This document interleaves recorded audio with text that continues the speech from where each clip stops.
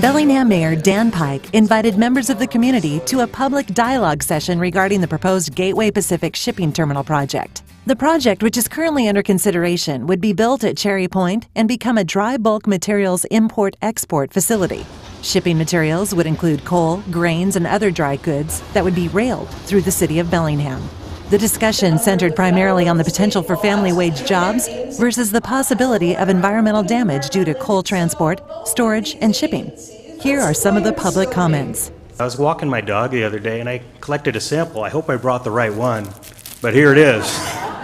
Okay, this is actually off the train, and I hope I didn't commit a felony. I'll probably be here next week. But if you look at it, there's the dust right there. So I'll leave this with you. And I'm concerned about how this project will promote and exacerbate the practice of mindless consumption.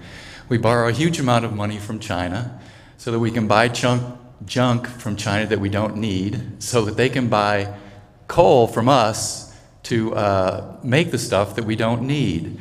Mindless, deadhead consumption. This project is going to exacerbate that.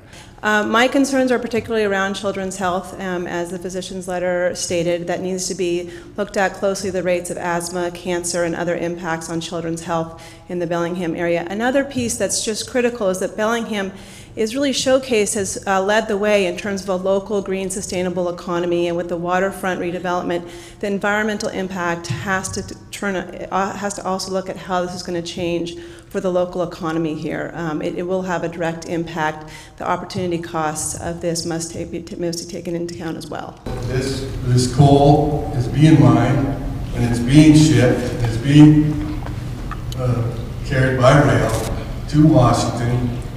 And these coal trains have been going through Bellingham and Whatcom County for decades to Delta. And I'd like the environmental impact statement to look at that, and as well as the economic benefits, not only to my members who would get a couple years worth of health care benefits and pension benefits and wages out of this, but there's also the tax base to Whatcom County schools, Bellingham schools, and other issues. So I look forward to seeing the environmental impact statement so we can deal with facts and not scare tactics. My concern is with the air quality and my risk of exposure to coal dust and the effect and the recurrence of my having lung cancer.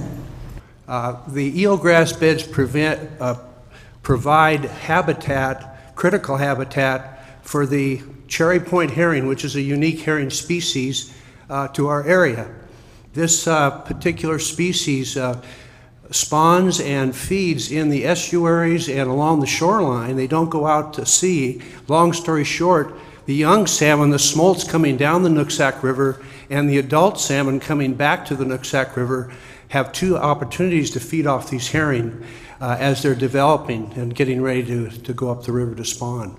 We feel this is a very important issue. We really hope that it will be included in the environmental impact study and studied very carefully, because their numbers have greatly declined in the last 20 years. As an emotional person, I also believe that it's the obligation and the duty of our government to principally protect the health and safety of the people and of all living resources forever. So I'd just like to remind us that increased levels of CO2 and sulfur dioxide can put our region out of compliance with the feds, which means it will cost more for current employers and current emitters, some of our big industries, to actually put their usual emissions out into the atmosphere. We are going to fight for these jobs.